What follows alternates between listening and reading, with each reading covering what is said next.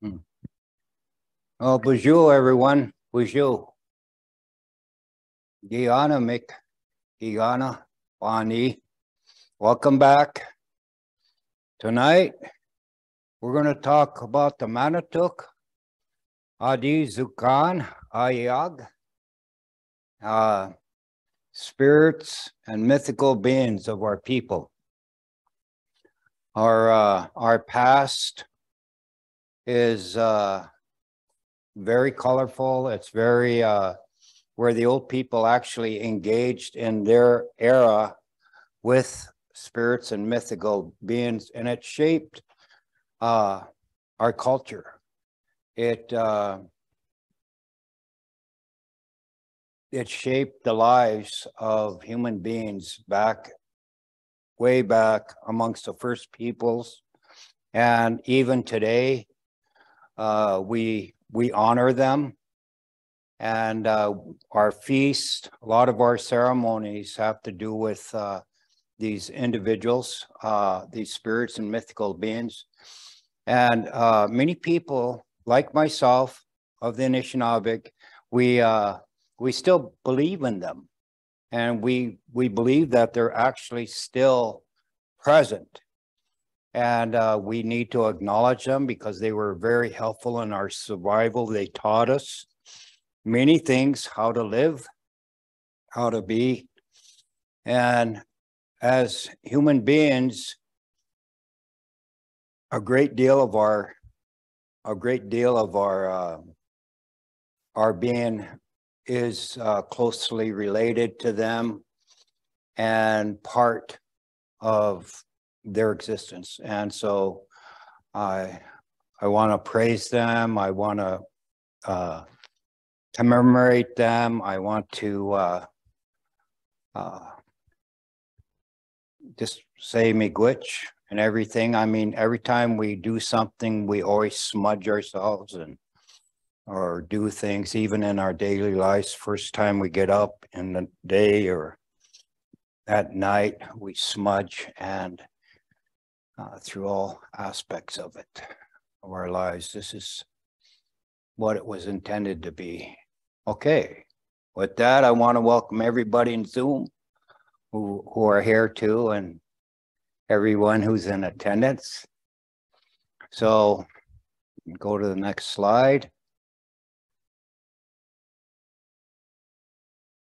Okay, these are our colors. Amongst the Anishinaabe, we don't use black too much. But our colors are white, red, yellow, and blue. They're spiritual colors. They represent the four directions, the four spirit beings, the four winds.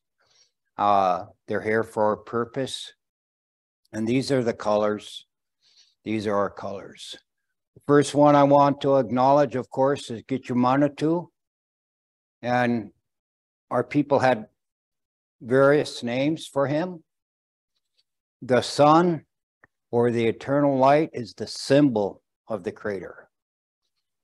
Without Jesus, the sun, we wouldn't be living or have life. We need that, and we'll understand more of its meaning. We call him the Great Spirit, Gitchumanatu, the grandfather of all life, creator, is heard a lot, the life giver, the spirit that sees and knows all, the everlasting day, and the great dreamer too. So I've heard all of these called by different elders, and in ceremony, they've addressed them as such.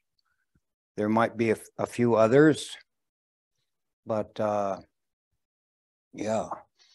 We learned about the creator, the great spirit in the creation stories, and how he became known as the great dreamer, and what was a result of that. We're taught in our pay attention to our dreams, because it is a door into the spiritual realm, and how they contact us, either to make us aware of knowledge, or something's going to happen, good or bad, or sometimes they want us to do this or that.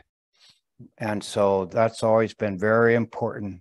We've taught our children and grandchildren, pay attention to your dreams. Okay, we can go on to the next one. Nokomis, grandmother. We all love our grandmothers.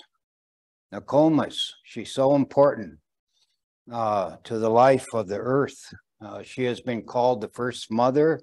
She's been called Sky Woman, throughout the Earth Woman. She's also been called Earth Mother, Dearest Mother, Spirit Moon, and the Water of Life.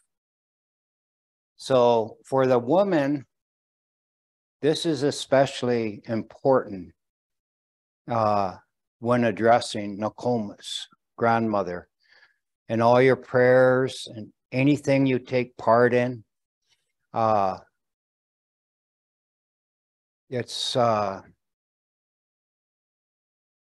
So we have to recognize her by the dearest of names, because Nokomis lived a very long time and was a spiritual being, and the keeper of the earth.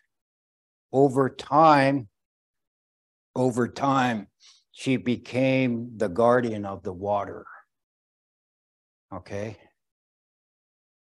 But it wasn't always her principal job.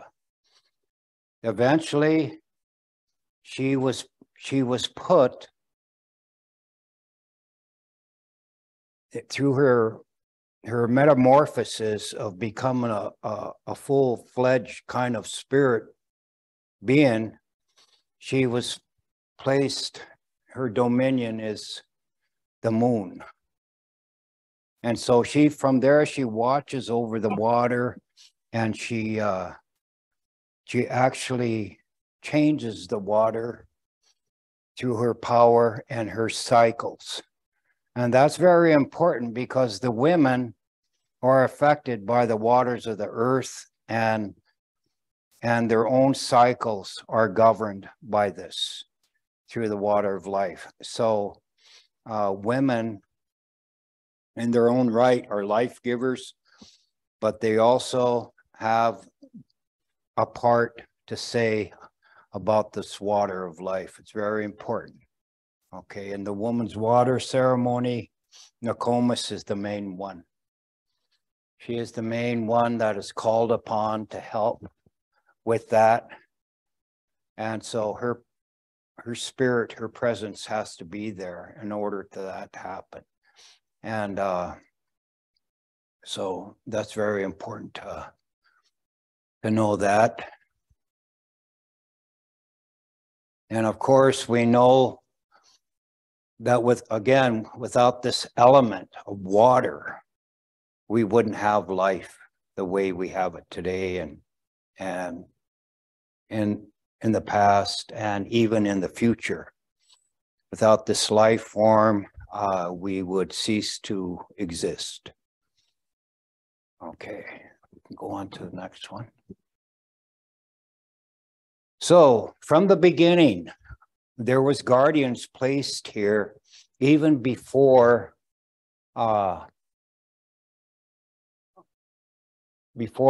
man was put here on the earth. And the main guardian that was placed here to watch over the earth and work in concert with the other spiritual beings was Anishinabek. Anishinabek was in charge of the thunders. Okay. He has another name, Ipingashamuk, and a very powerful being. He has several names. Comes making a great noise, first thunder, brings the consuming winds and the west wind. Okay. Now, we have many traditions that have to do with the thunder beings. Okay. Now, we know that one of the powers from Ipingashumuk is that lightning that comes. We know that was one of the things that comes out from these thunder beings as a result of their presence. And we know that it cleans the air. It filters the air, makes it clean. So I myself believe that Anishinabek will be involved in the future in the cleansing of the earth, especially when we have a lot of toxins in the air and that life is struggling because the air becomes contaminated to all life forms, not just human beings. Struggle to survive. Ipingashumuk will be called upon to cleanse that air. Also, he brings the rain. And so that in itself, that water from the sky is how it refills the earth. And so this is the source of one of the powers of Nokomis is Ipingashumuk. She is in contact with Anishinabek, these thunder beings, and she helps with that communication, helps draw Ipingashumuk. And we look for Ipingashumuk, especially in the spring, and we know when he's coming when we hear him making this noise. And so it's always been a custom amongst the Anishinabek when you hear that first thunder of the season, usually during the spring, we take our tobacco and we hold it up at the approaching of that storm, especially after that, them making that first noise, and we offer it to Ipingashumuk or Anishinabek, those thunder beings, we offer that. And this is a very strong practice that is still happening. And we make our petition and we say, Ipingashumuk, help us here. As human beings, we need you in our life. Watch over us here. We thank you for bringing your gifts. But at the same time, we're weak and we're vulnerable. Protect us.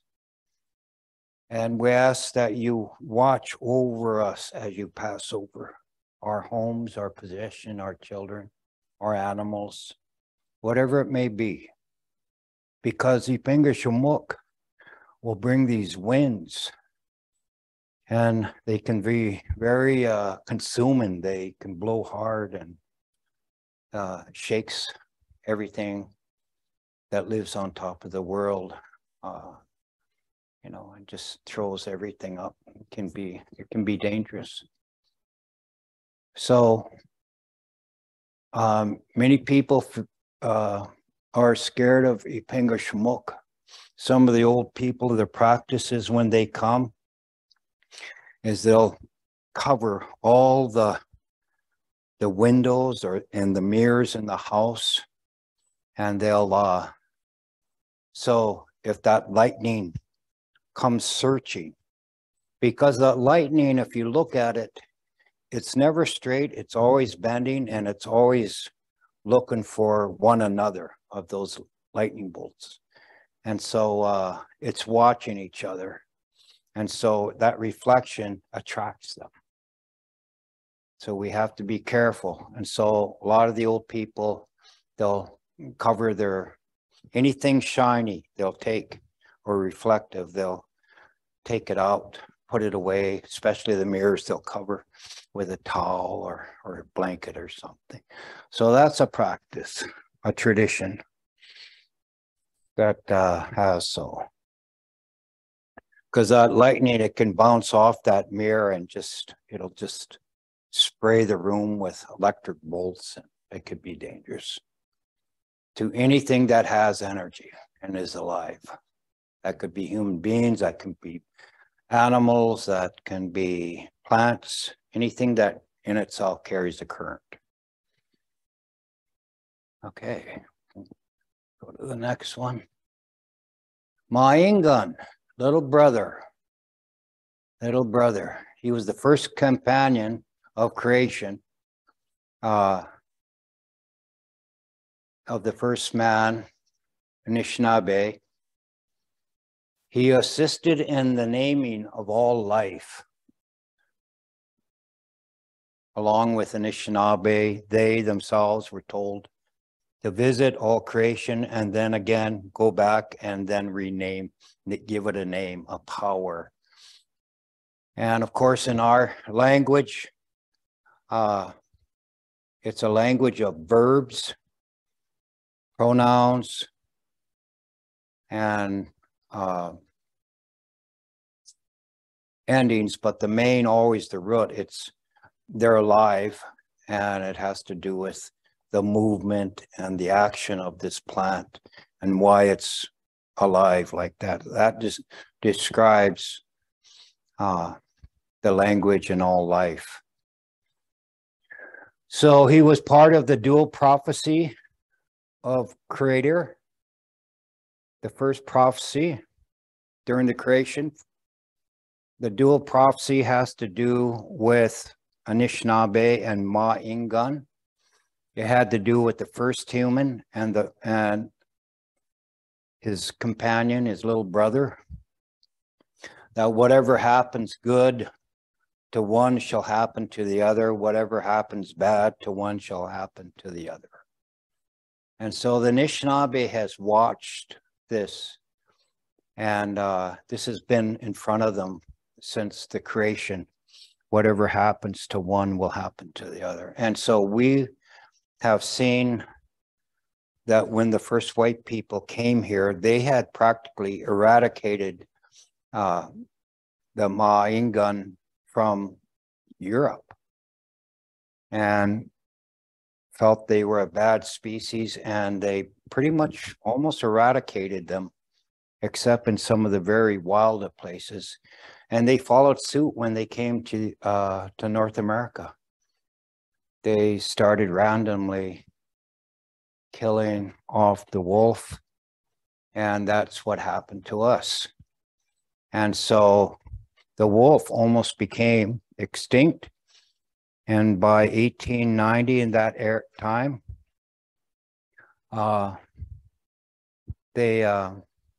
we, as the first people of this continent, we almost became extinct ourselves. It's very interesting. I do have a story, because how some of the people during the early reservation times, they tried to travel off and away from the reservations, and they found fences that had been put up by the cattlemen, by the sheepmen.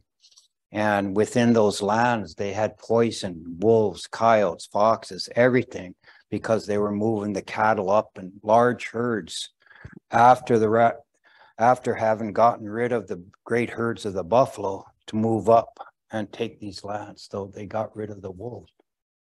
But back in the 70s, late 70s, they brought back and reintroduced the wolf. And that was a time our people had been looking for, according to this prophecy. Things started changing for our people in the late 70s, the mid-late 70s. And people started being kinder and nicer, and they started thinking that people of different colors and different cultures were also human beings. It wasn't always like that. They showed he also showed the Anishinaabe the location of the tree of life, Anishinaabe.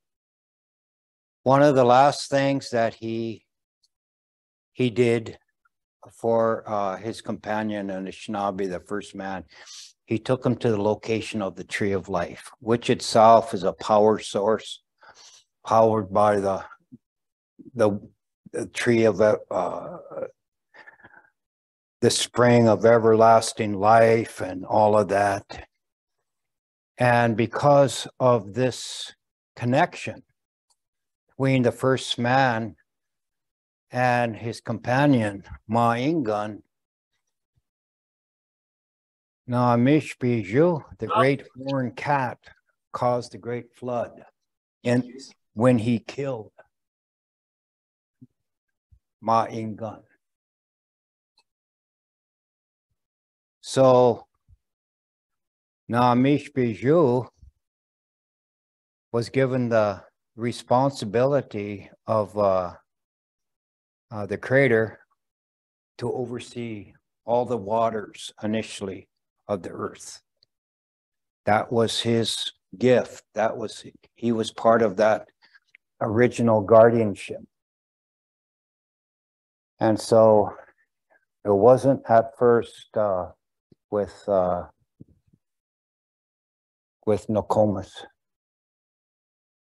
But when this happened, it caused a great flood. The waters somewhat rebelled at the killing of these creatures of the land, especially Ma Ingan. And so Namish Bijou was punished, and that power to control the water was taken away from him.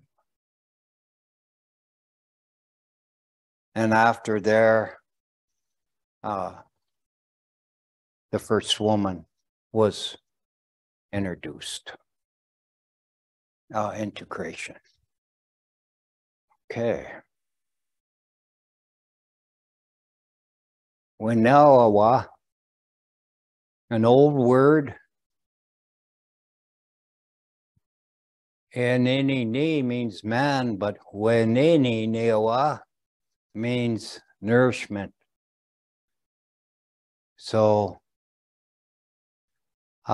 within the DNA of every man, of every woman, by a single genetic symbol, every man, every woman has the ability to either be of one sex or the other. Okay.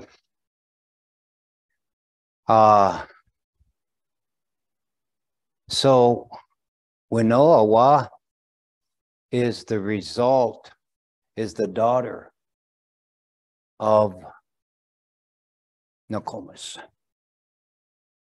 The first person born of mortal being.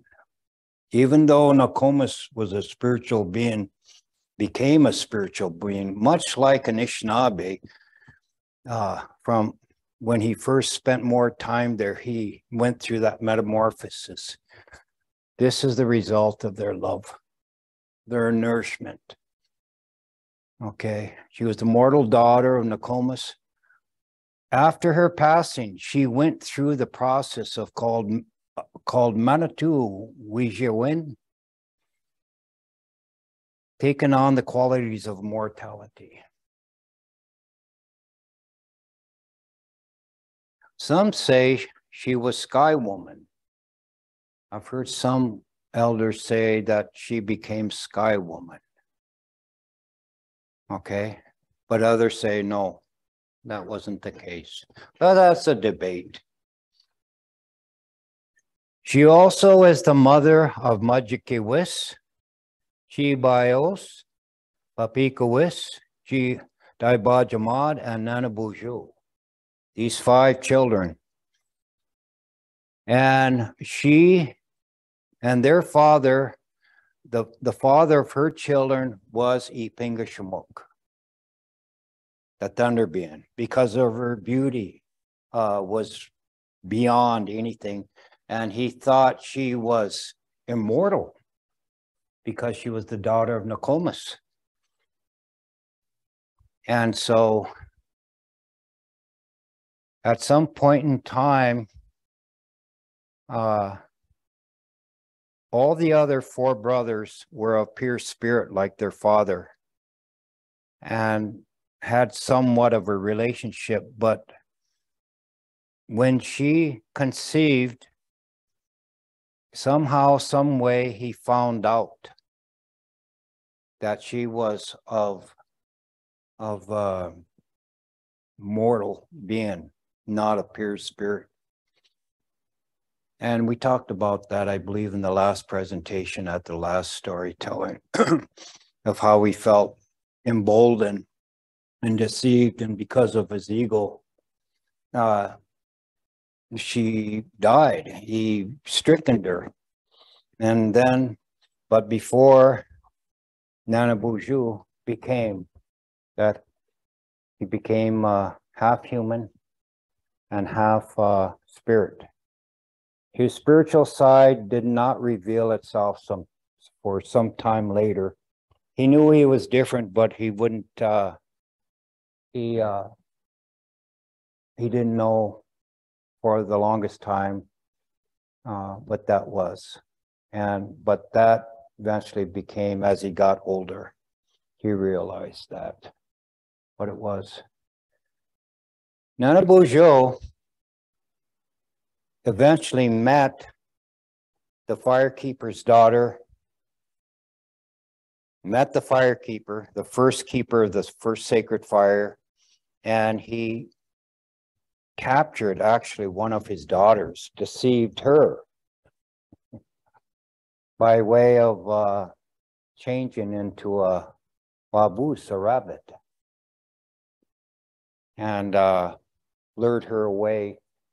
And before he did that, he stole a coal of the firekeeper and brought it to humans. And from what we know from Nana Boujou and the firekeeper's daughter, they had 4 children.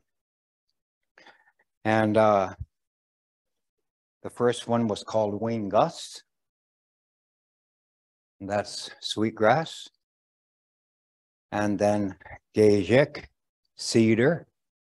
And the other was named Seima, the tobacco. And then Jawansk, the sage. And from those children came the Anishinabek people. Okay.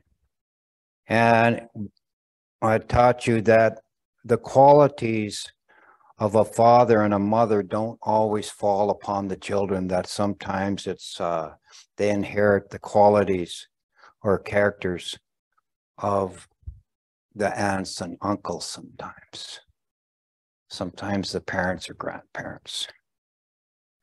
And so each one of these brothers gifted the Anishinaabe, because of their mortality, different major parts that contributed to our culture and who we are and who we've been as a people. So now you understand the spiritual line going back to the beginning. Okay, go to the next one. Mythical beings and the Manitou. First one I want to acknowledge by these color-coded names. Wenje Mokan is the spirit of youth, the spirit of where we start, the East. Okay? This is what we call it, Wenje Mokan. Next one is Zeguan, Zhaowanong, the spirit of summer, the south. Okay. The next one is Ningo by Anong, the spirit of knowledge and wisdom, the west. And Kiwe Denan, the spirit of the cold, the north. So when the men or women offer their tobacco and they or fill their pipes or they pray like that and they offering it to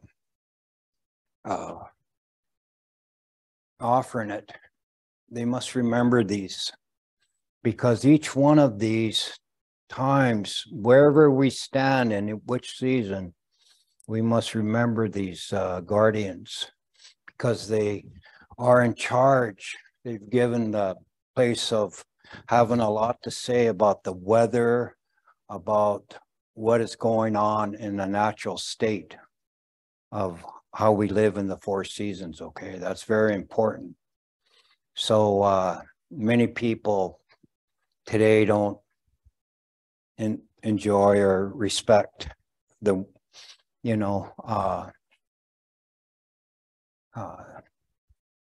Iwadong because it's cold. Well, we can't do nothing about that.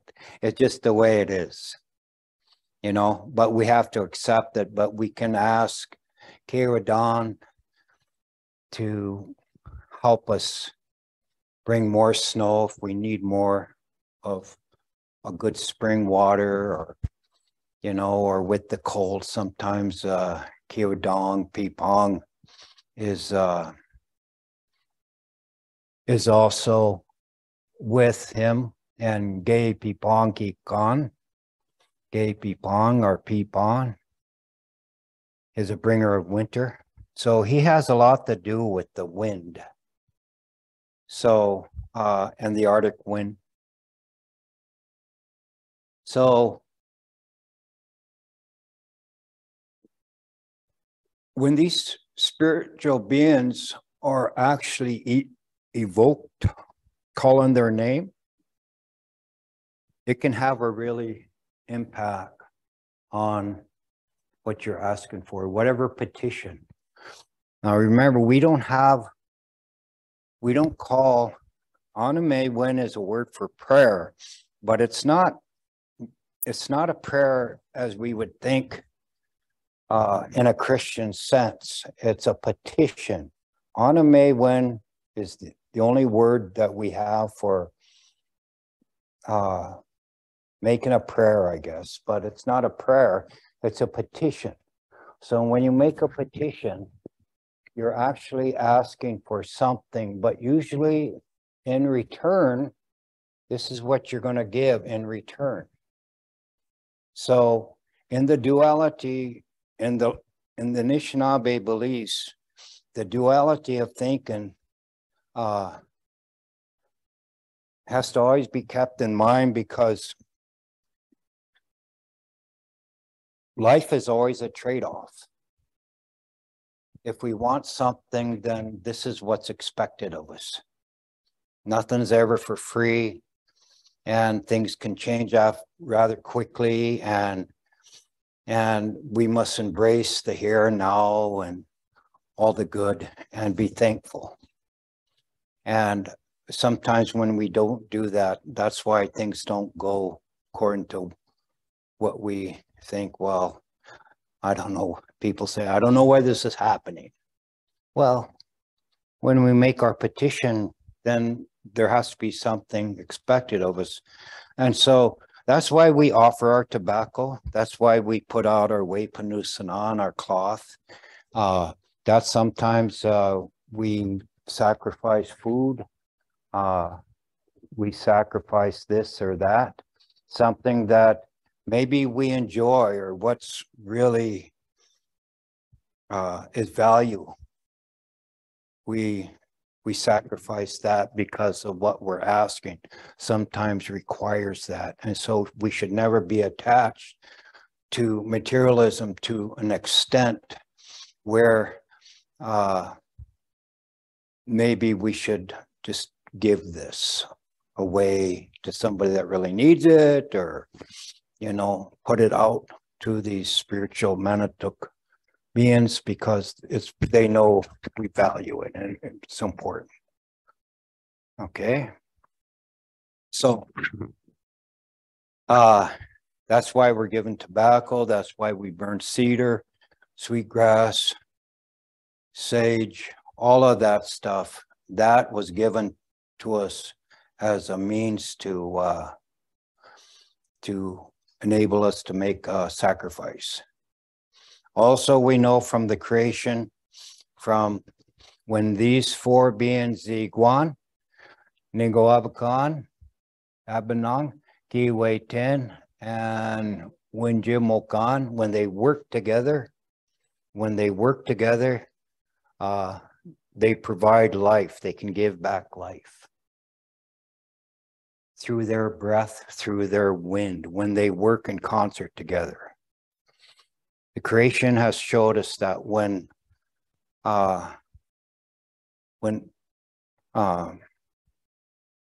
Sky Woman came down and she created that first land, the start of a new world, that she called upon these spirits, and their actual breath or wind, when it came together in concert and blew it and shook this element of earth, that it expanded and gave it life and created Turtle Island. Okay, so there's two other mythical beings, or here, Pawiji Winninwag. Some people call them Saabe. They're natural men of the wilderness. More current words for them are like Bigfoot, Sasquatch. When Pawiji Winninwag first met Nanabuju, when he was going to seek revenge on his father for the death of his mother. In ancient times, he came and helped by giving Nanabuju knowledge. And all tribal people of this continent here, of this island, and even some of the other Aboriginal peoples of the other continents, they have likewise a being like this, a natural man of the wilderness. The Anishinabek believe that this individual is part of a previous world, that the creator remained, and that he is left as part of the guardianship for all animals and for human beings. There is no stories about him actually harming humans, but mostly he helps people who wander in the forest and get lost or hurt or for some reason. And because they don't understand him, they fear him. And now, you know, that people are hunting them. And so, but if anything ever happens in the wilderness and you get lost or disabled somehow, you can call upon Pawiji Winninwag to help you. And I think you had said something about that last night, about that food. Now, them actually putting out that food like they did was almost an offering to him. Well, he had no use for the big tin pot, so he brought it back, you know. But yeah, so, you know, making sacrifices and offerings like that, food and stuff, we put those things out in the woods or away from our home, so our dogs or other don't bother it. So, you know, and you can say, Sabe, we give this to you. You honor him. No, I've never seen him myself, but my son has seen him. My youngest son, quite a while ago, and he was just frightened. He come up to stay with me from Fargo, North Dakota. He was living in Fargo. And so I and my former companion, we were going someplace, and anyway, he was going to keep the house, watch the house, and he was watching TV. And he said he heard somebody come up the steps. And of course, the window to the door is kind of high up. But he said he looked and he had to take a double look. And here there was this big man actually stooped down. He seen his shoulders and his back. So he was actually stooped down looking in. He had to take he said, Dad, I had to take a double look because he said,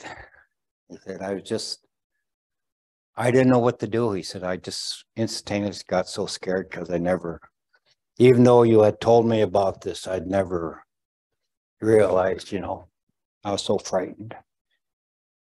He said, but, he stayed there for a while looking at me, and then I heard the steps and going away. So, yeah. Gue, Jiwinawag, the natural man of the wilderness. Okay. And there's another one, Dushkwan Maji Ane means the elbow witch. There's a lot of stories about them. They're actually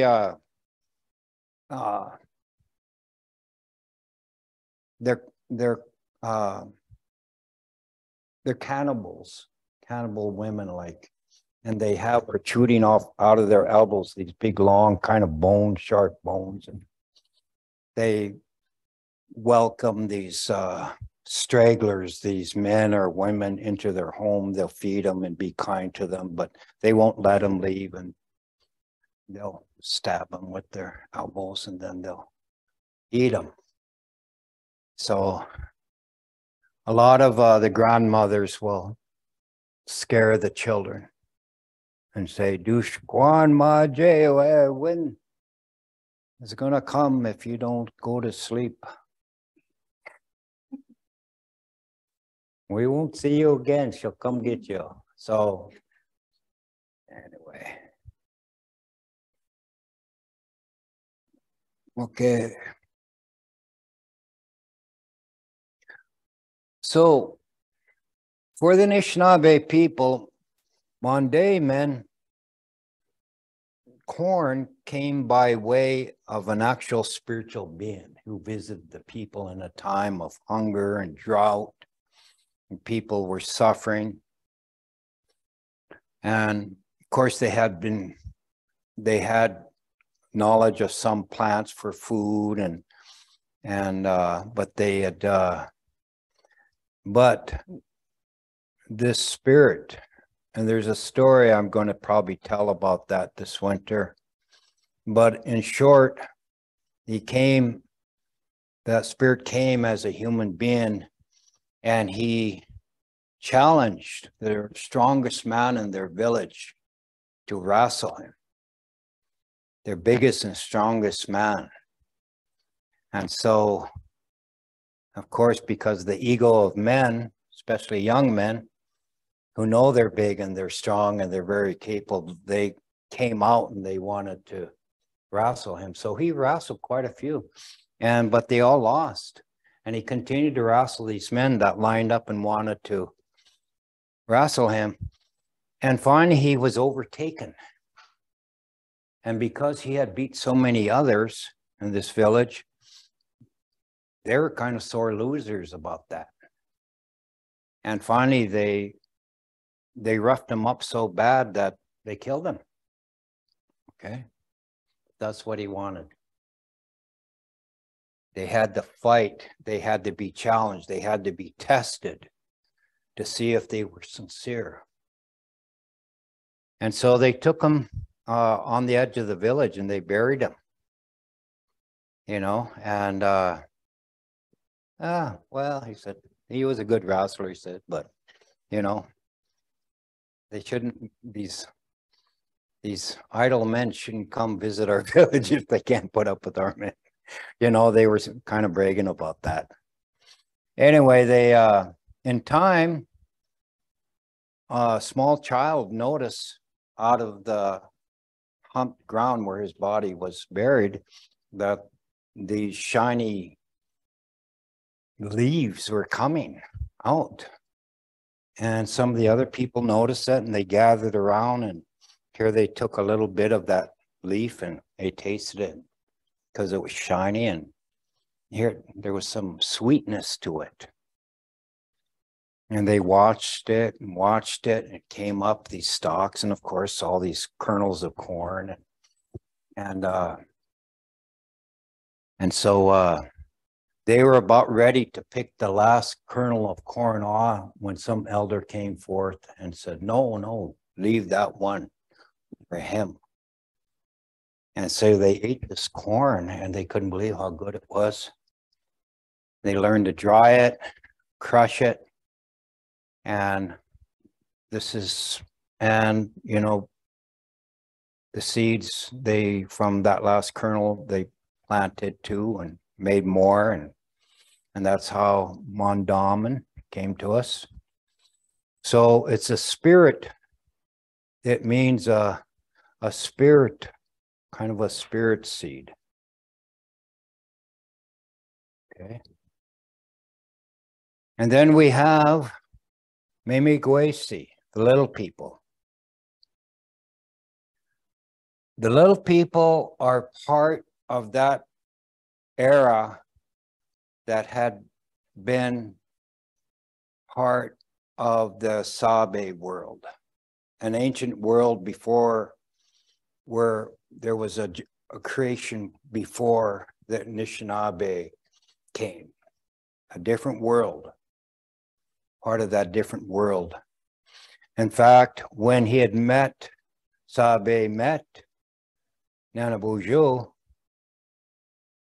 he said that his knowledge of napping flint, of breaking flint, of making it into tools for hunting and warfare he'd gotten from the little people. Now, I'm here to say that I've met these individuals, and I've actually had 2 experiences, well, actually 3. 2 was firsthand experience with them, and the 3rd was through my oldest granddaughter when she was just a young girl. The first time I seen them I was probably, about 17, and I was up on the Rocky Boy for part of the summer, and I was helping my uncle, my great uncle, my grandpa's older or younger brother, Art Grainingbird, and he was cutting out snuff can covers. The snuff cans, and women use those for jingles today, but he was cutting them, and then he would make little stars, and he'd make them oblong, and then with a nail, he'd make a hole in them, and he'd tie string on them. And I watched him do this, and I thought, wow, too early for Christmas. The leaves are still out, the grass is green. And so I asked him, he said, well, these are for the Mimigwesi. I thought, the little people? What little people? And so he made a bunch of them. They were tied on strings, and he said, come on, he said, why don't you do something for me? So we went around the back of the house and went on this path and around this rock. And he said, see that big rock over there? He said, halfway down that hill, there's a big bush behind it. Yeah, I said, go tie that on those bushes. All over the bush, just like a Christmas tree, he said. Okay, so I did that. I was up there, I was tying these, but I noticed there was some cloth that had been offered, and there was a few other shiny things that was still hanging, and they were obviously kind of old. And so I got done tying them, and I came down, and the next morning I went and looked and they were still there. And so the next day, him and his wife had left, gone, I think came down to Great Falls or something. So I decided to camp up there. And so right behind these bushes was this big rock, but there was the rock kind of caved in like that, and there was a little area there. And so I just kind of got my sleeping bag and I went and laid in there. And here right before light, it was still getting light, but you know, I heard these things, you know, and some of the jingles, there was a few of them I tied close and you could hear them kind of hit. And I thought, well, it must be the wind, you know. And so I watched, and pretty soon I seen movement. As it got a little bit lighter, I seen movement, you know, and then I heard noise up on top behind me in the rock, you know. And then at one point, something reached over and grabbed the top of that bush, like we bend over choke cherries to get at the nice ripe top ones. And you could hear they were untying it. You could hear, you know, the untying. And then they would set it down, and then they'd pull another one, and then there'd be some laughter. But it wasn't quite human-like, you know, and they were talking in like a Cree language, but it wasn't, it was different, you know. And a lot of oohs and ahs. Ooh, ah, oh, ah. And so I seen shadows and I heard noise, and I thought, oh my gosh, you know. So the light came up, the sun came up, and, you know, and I seen actual on the front side of the bush, actually seen, because it was worn there, and I seen little tiny feet marks, but they weren't heavy into, but some of the dust imprints. So I seen them. Years later, I was down around 1973. I was down in Rosebud, South Dakota at a Sundance. I was attending that Sundance. It was a big Sundance, AIM Sundance.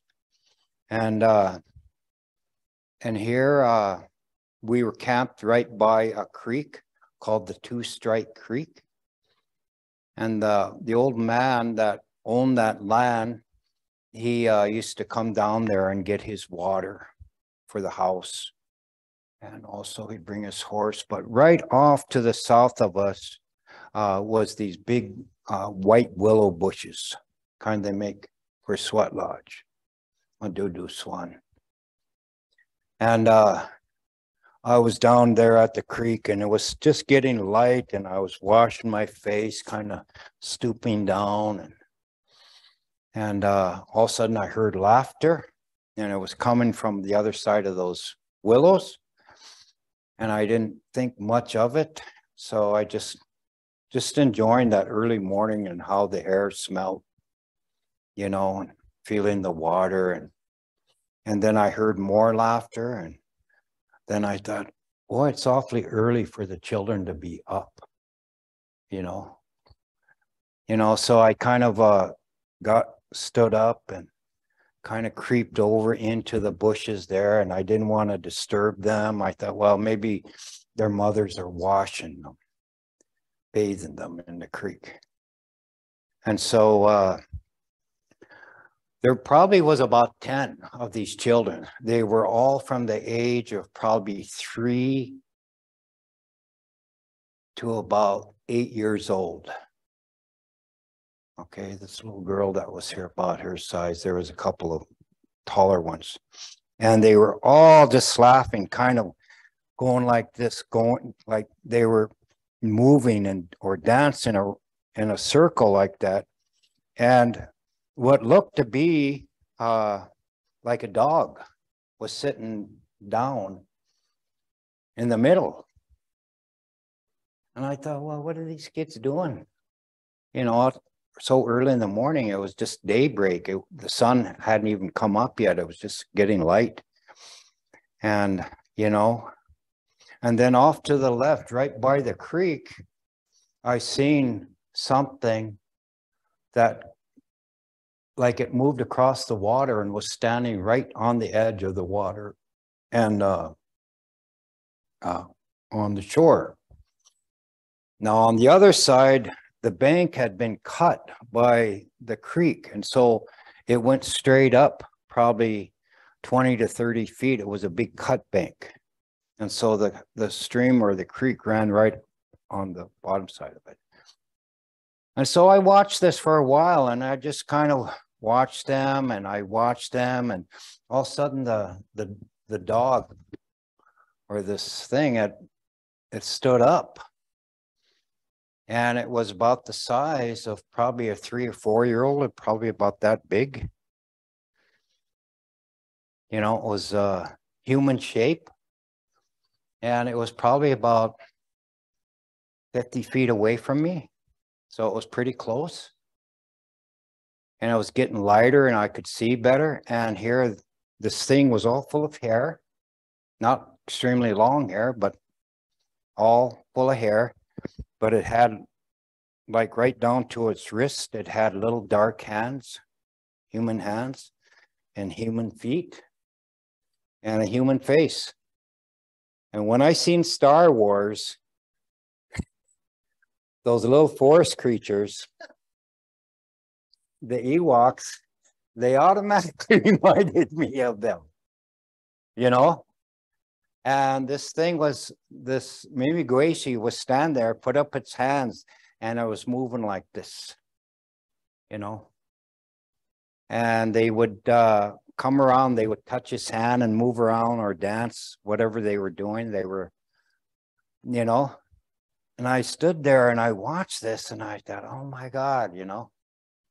It's one of them. Now, my great uncle had told me that they have power over children. They can call children. They won't harm them, but they like to interact with them because of their pure hearts.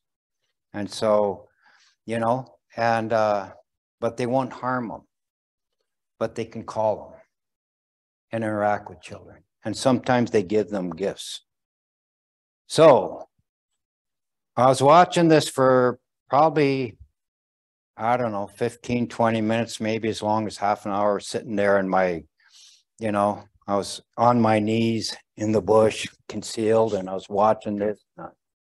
I thought, oh, you know, I was kind of scared for the kids. I didn't know what was going to happen. And so I thought I have to break this up. So I crawled out beyond the trees and I just put my hands up and I said, hey, you kids. And they just stopped momentarily, like they had been in a trance and didn't know what was going on. And this other, and these two little people, they just looked at me and I seen their face clearly. You know, the other ones by the shore and the water, his hair color was a little bit lighter. This one was darker, like a dark brunette, and this other one was darker. And they both ran straight, and when they came to the water, the creek, they ran right on top of, like ducks, flapping when they were about taking flight, hitting the water. They didn't sink in, and they hit that embankment, and there was just nothing but a cloud of dust. They didn't leave no mark or anything. They were gone.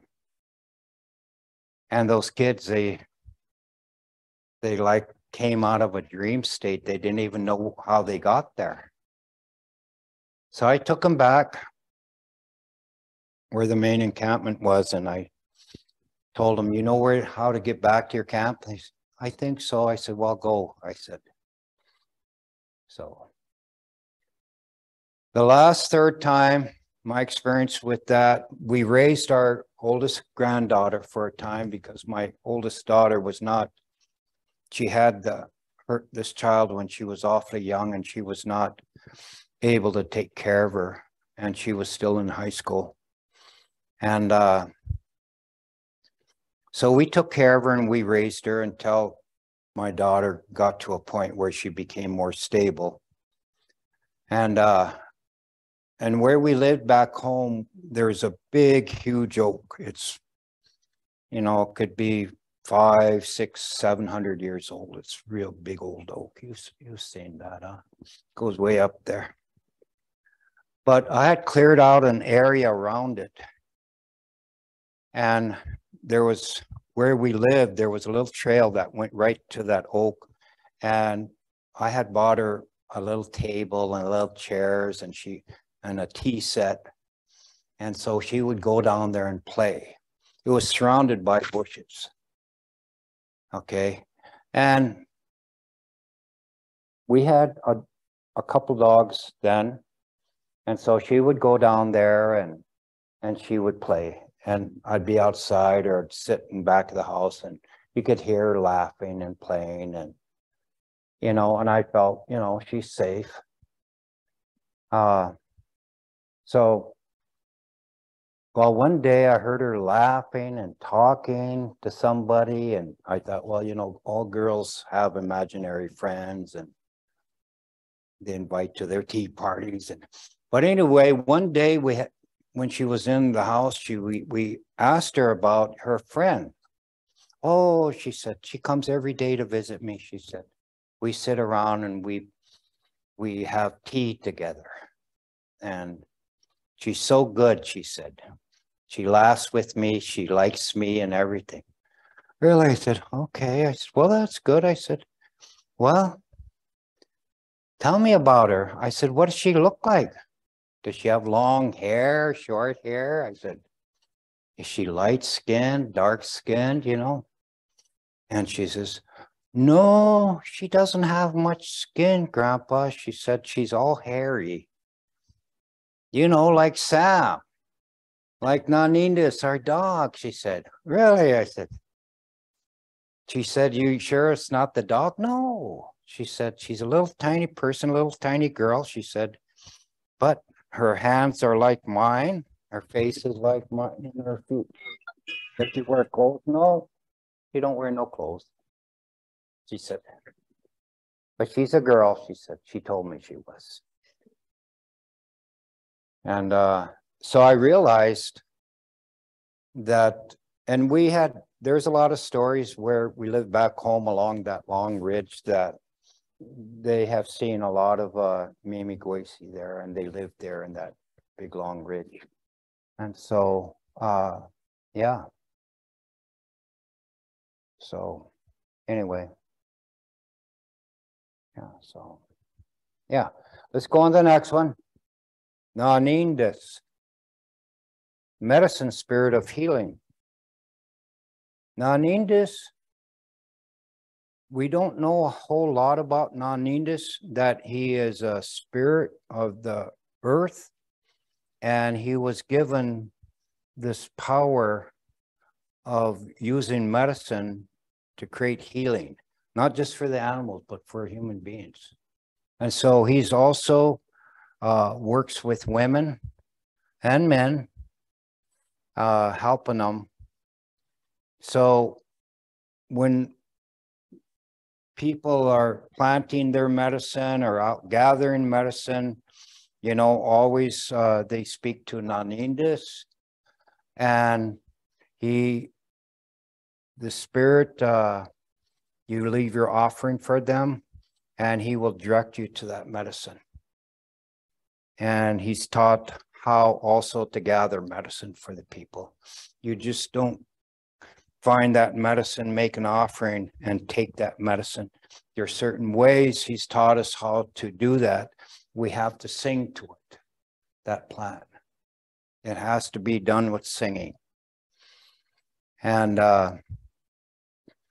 then every time you stop singing 4 times, you put down your tobacco and you tell that plant what you're going to use it for, you know, and then very gently you touch it, and then on the 4th one while you're singing, you touch it and pull away, and that medicine will give off its scent. and then very gently you cut it or clip it with the scissors. You never pull it up by the roots, never, never. And then you thank non-Nindis for that, and then you store your medicine, you dry it out. And then when you go to use that medicine, you have to recognize non-Nindis. Ask them to bring that spirit back into, or rekindle the spirit in it. Okay? Because this is the reason you were given that medicine. So those are the ways non-Nindis showed us how to heal, how to use the medicine. So, yeah. This is another one, mostly for the women. Ni bin abe, ni bin abekwe means people of the water. Some people call them mermen or mermaids. Okay. This is another life form that lives in a lot of the great waters. They've either in the salt waters or the fresh waters. People think that they're myth, but our people, they've always been. They were out throughout the Great Lakes when our people, they've shown themselves in other waters and waterways. And so in the spring, when the women go out during the water ceremony to make their water and their petitions known, they also call to these individuals. And they can be and have been, there's stories about them capturing men, the Nimbeekwe or the Nimbeabe, men and women, and taking them down into the caves of the deep and seducing them and having children with them. So that's why there's, of the water clans, the different clans that have to do with the different kinds of fish. Those clans, those people of those clans are descendants of the offsprings of them. That's where they come from. So I think there's 4 or 5 clans that are of the water clan, like the sturgeons, the whitefish, generally eating kind of gigu fish. They have their own ways. Okay.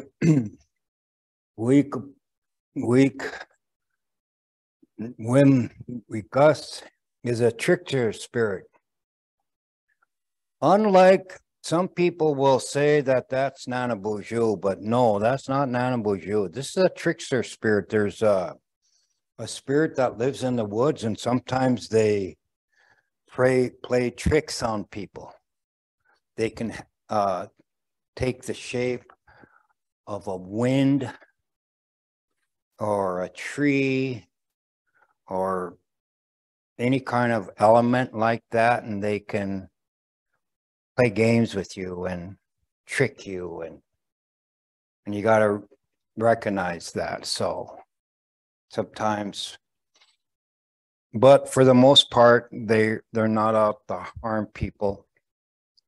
And we found out the name of this trickster because the animals told the human beings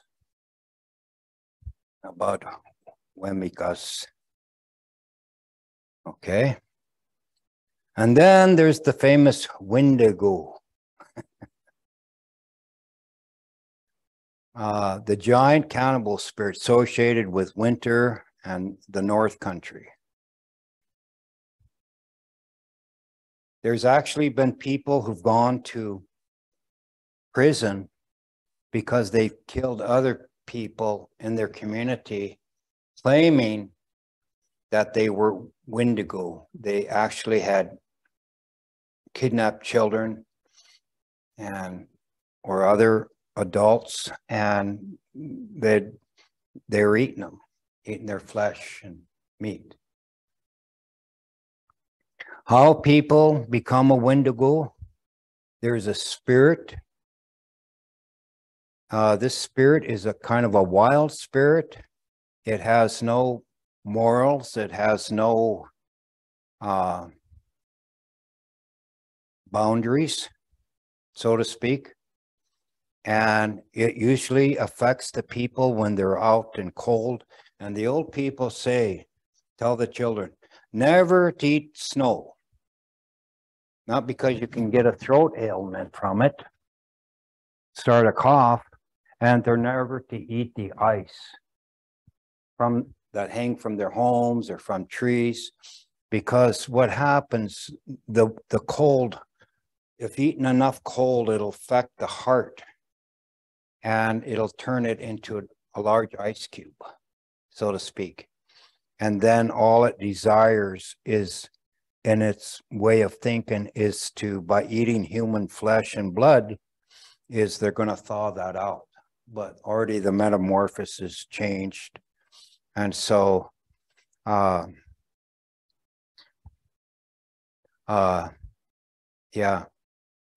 I met one time an individual that was back home that was infected and was becoming a Wendigo. I don't talk about him much, and he was eventually taken away because he was being dangerous, and his actions and his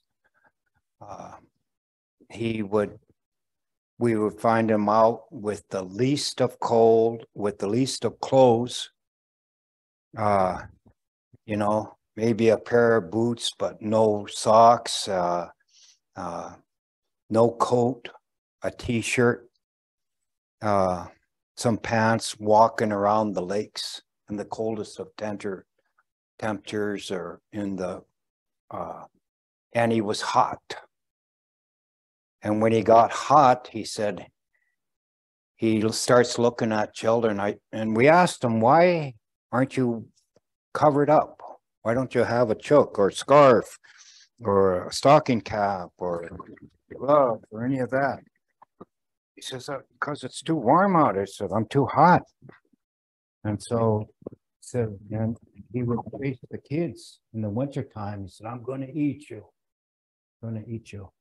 Anyway, some of the older people got together and they were very leery of this man, and they decided and got him committed to the state hospital, where he passed away. But he was apparently, one of the elders visited him several times, but he was always looking forward to the winter time. He was always sleeping in the spring, throughout the summer, part of the fall, but when winter would come and during the storms, he was very active, pacing in his secure room, and you know, he wanted out. He had to get out there. But they felt they prevented something. So the Wendigo can only be killed with a certain kind of stone, and it has to be fashioned into like a hatchet. And it has to strike them in the heart. So it's hard to kill a Wendigo, a full-blown Wendigo. And the pictures of the Wendigo that you might see online or in historic pictures, there's a lot of stories about them. Especially those who trap and go out and hunt into the woods. There's things, this is where they encounter them. And they hide behind storms. They come in with the storms, and especially the coldest of winter. And so, but they have to be stricken when that bad spirit, cannibal spirit, is kind of down. There is a society back home and throughout Canada, and amongst the plains of Ojibwa, they call it Wendigo Khan. The Wendigo Khan are they have a dance and a ceremony that celebrates their backwardness as a human. They're kind of like the Dakota have the Heoka, but we have the Gukan, the Wendigo-kan. And they dance, and sometimes they come into the big ceremonies, perform their dance. But the stories that we have of the old people who performed these ceremonies, in order to be, they have to not be afraid of the thunder beings, but they also, in order for their power to arise, they have to kill an enemy and eat some of the flesh. Okay. So I'm not sure where that originated from, but we have families back home who go back to the earliest Wendigo-kan individual. I won't name his name. But we have stories about them. And I don't know if I will tell those stories, but yeah. This is one, a lot of times the old people will tell the children, don't go out at night, be in before dark. If it gets cold, you come straight home. The Wendigo are out there, you know. They're cannibals. We won't ever see you again. Okay, let's go on to the next slide. Okay, is this the last one, I believe? Okay. Baka Kush, Bakak, the flying skeleton. Okay. Baka Kush was a human being at one time, and somehow, some way, he killed a good person. And we don't know why he killed that person, but he became deranged. And, you know, depending on the Chippewa or the Cree, because the murder was so bizarre and frightening, terrifying, that the spirit, that winter spirit, turned him into an immortal being, forever to suffer, and given him the power to fly, but he could not eat. And so what he became was the skin. He became so skinny and gaunt that his skin looked like it was tightened around his skeletal frame. And that his eyes had actually recessed because everything he looked at was looked at as far as humans was in a bad way. But in his mind, he wanted to be normal again, and he didn't know how to do that.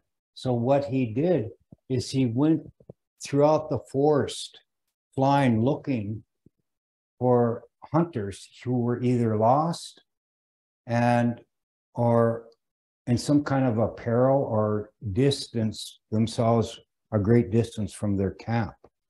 And he had this ability when he hollered, he made this noise that he could actually paralyze. And where they became almost a zombie state, they couldn't move.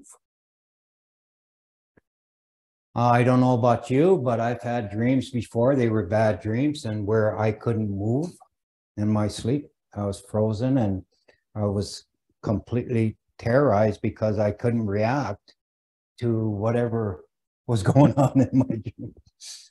I think I wanted to run, but I couldn't. So having that kind of power, and what he would do once they were paralyzed like that he would take his long knife-like fingernails and he would actually, with them, cut down the chest and reach in and tear out their heart.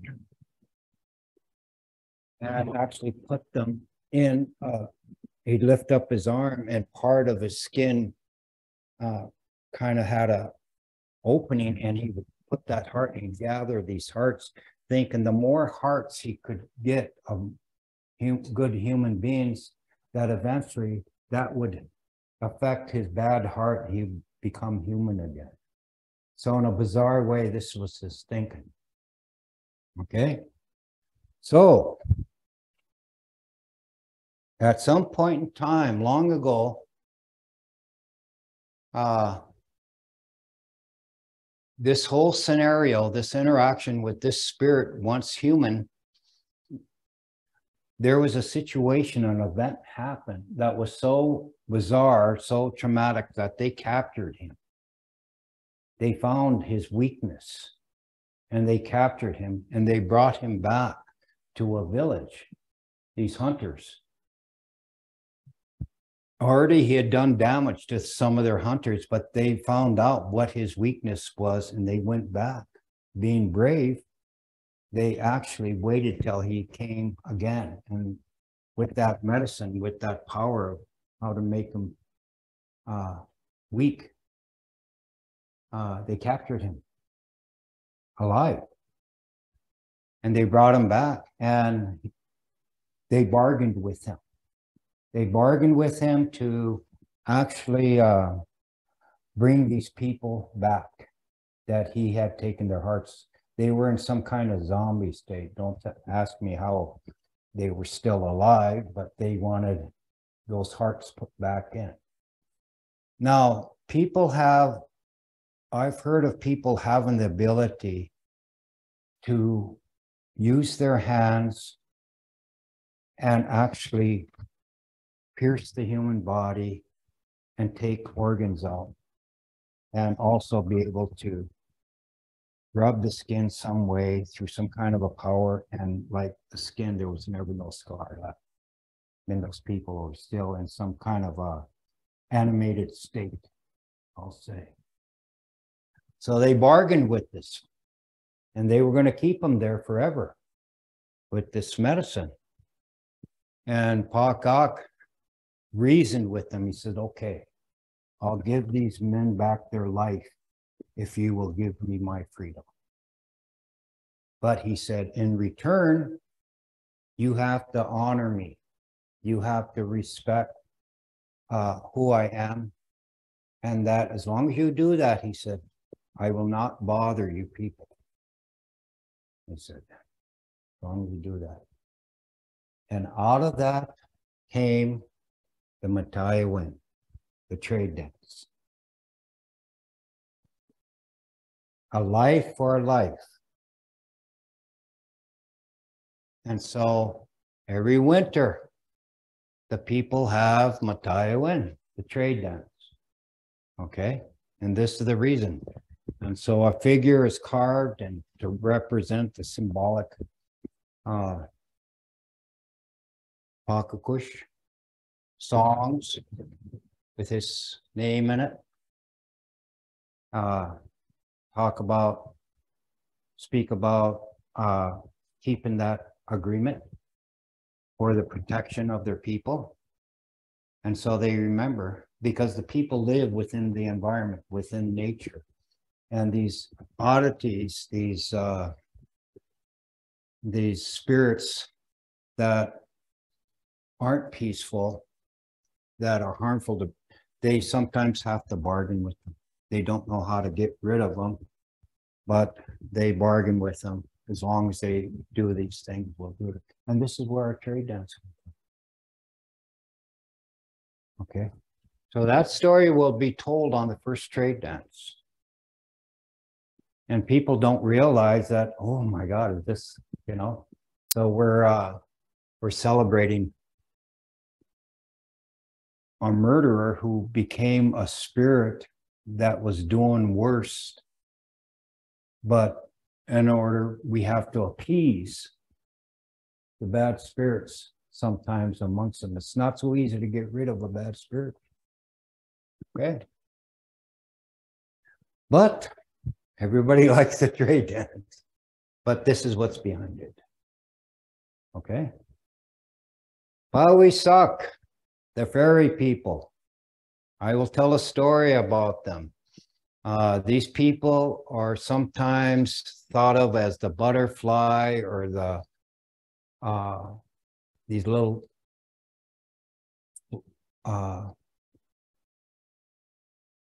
little flies that fly around at night where there's water, and they kind of like fireflies, yes, like fireflies.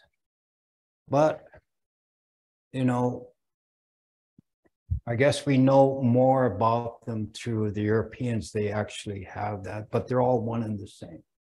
Okay. They give gifts to people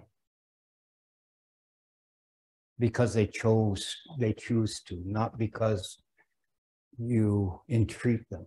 It's through their choosing, okay? And they can become very powerful gifts for the benefit. And they only do it to benefit mankind. But if people misuse these gifts, they become very vindictive. These, we suck, and they will harm you for abusing their gift they've given to you. Okay. How are we set for time? We're at 8 o'clock. Are we? Yeah, but if we want to finish this. Okay, I just have a few more. Okay. Anishinabek, the great turtle that Sky Woman came down upon. A giant turtle, great turtle. And some of the stories, people have seen Anishinabek traveling in the sky.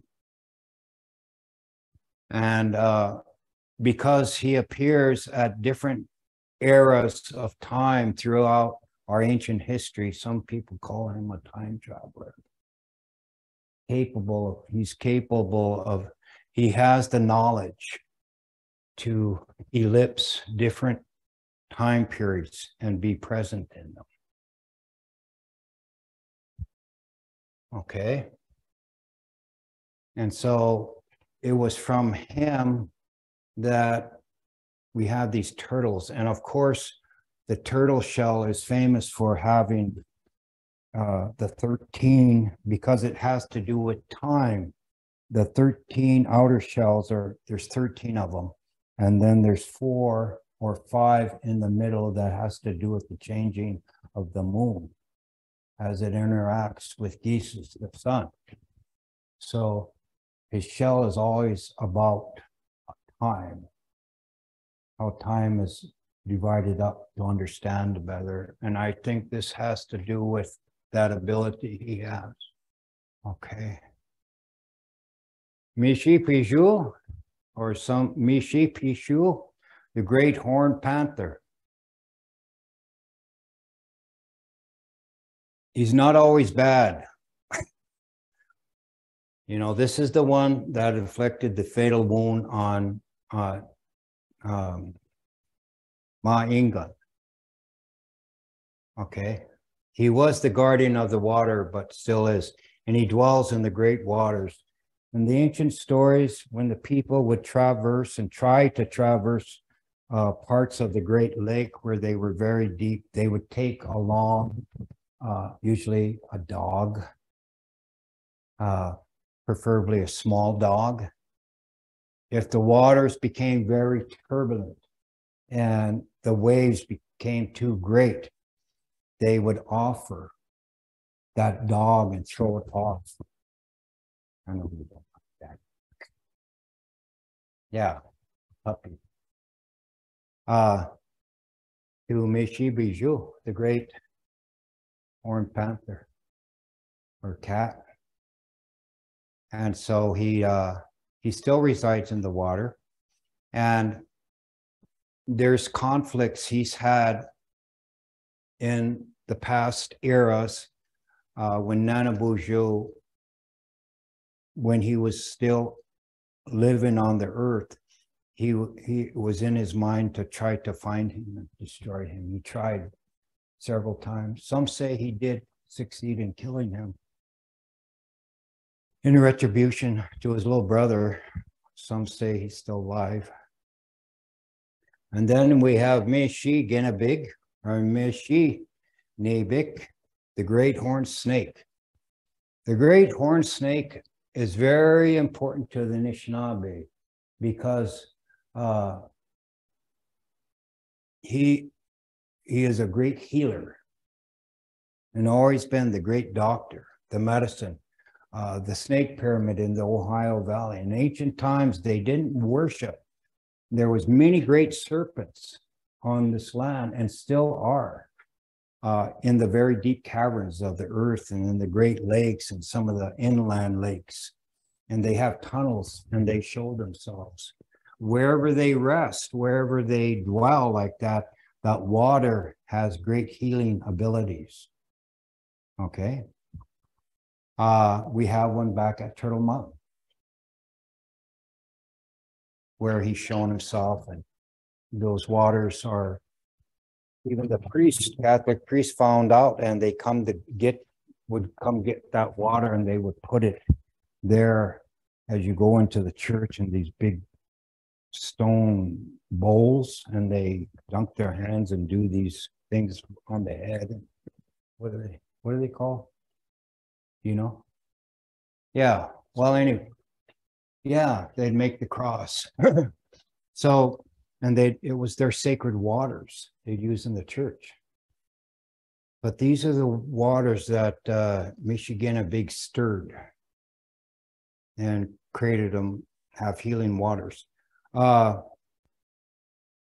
Aboriginal people of this continent have always respected Anishinabek because of his healing capabilities. The Aztecs, the Mayans, the Mississippian people, the Anishinabek, all the Algonquin-speaking people.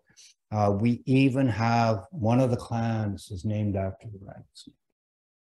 Okay, but they carry these big ones carry these horns of power, and of course, they have become enemies of the thunder beings. And so I have stories. I never seen this, but in my father's generation, I have stories from my father's generation. Back home at one of our close lakes, there was a battle between these two. And Anishinabek lost, and he was taken and drawn up into the dark clouds. And people seen it. Okay, two more. Anishinabek Amo, the rock spirit. The spirit, there's spirits in different rocks that dwell. Rocks have been around, are the foundation of the earth and the world, and they actually are keepers of great knowledge. People might not think so. They're just a rock, but some rocks actually have a spirit and actually can roll and move and also do different things. We use this in the sweat lodge, and we address them as grandmother stones, or, you know, Mashumasa Sen, Nakumasa Sen, you know, and we bless them with that water, you know. Anishinabek are the little men of iron.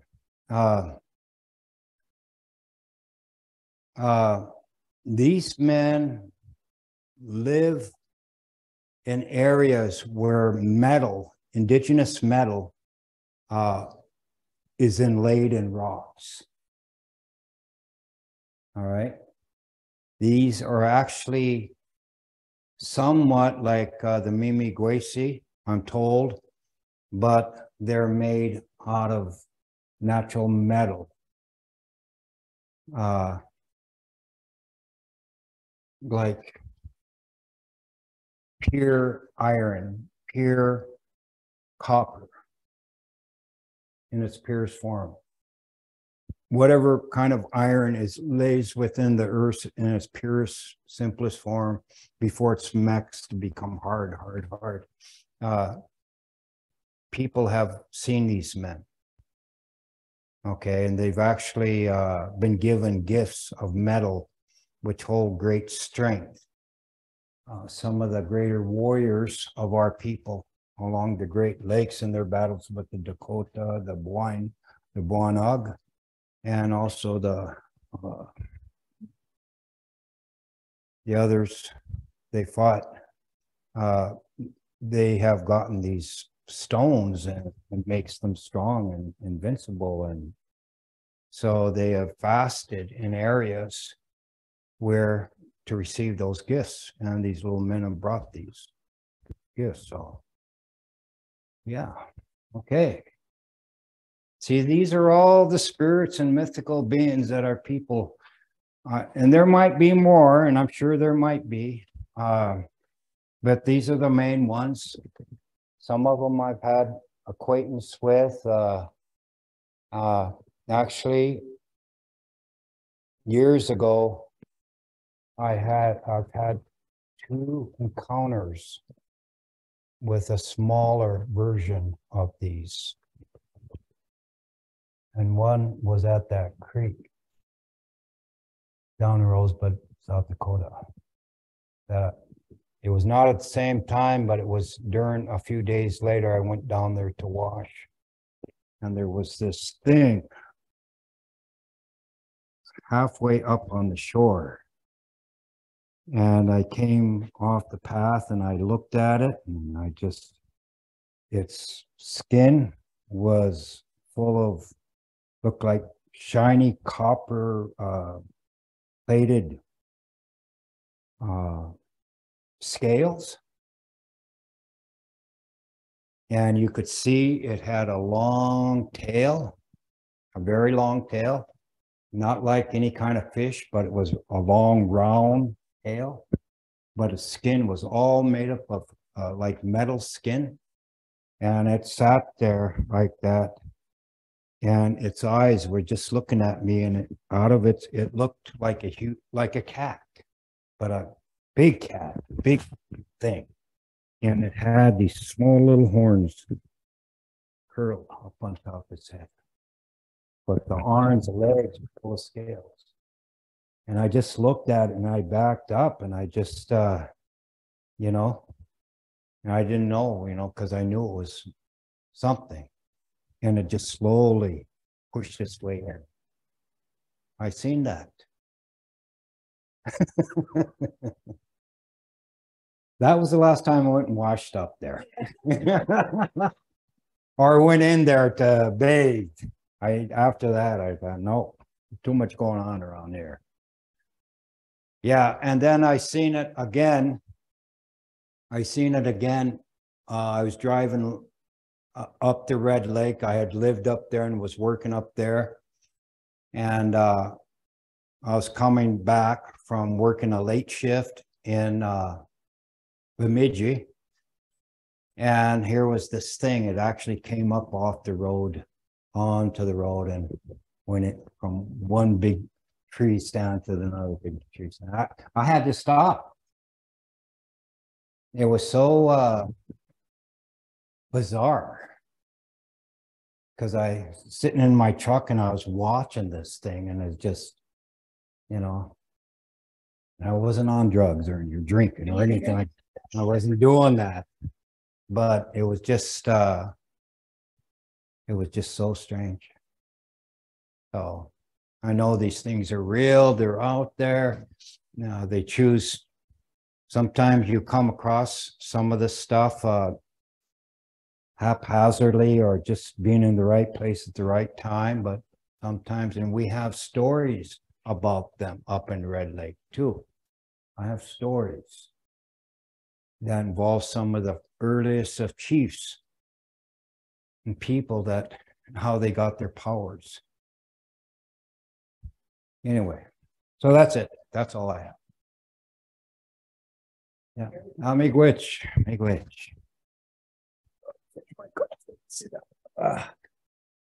Thank you everybody for coming in. Hope you enjoyed it.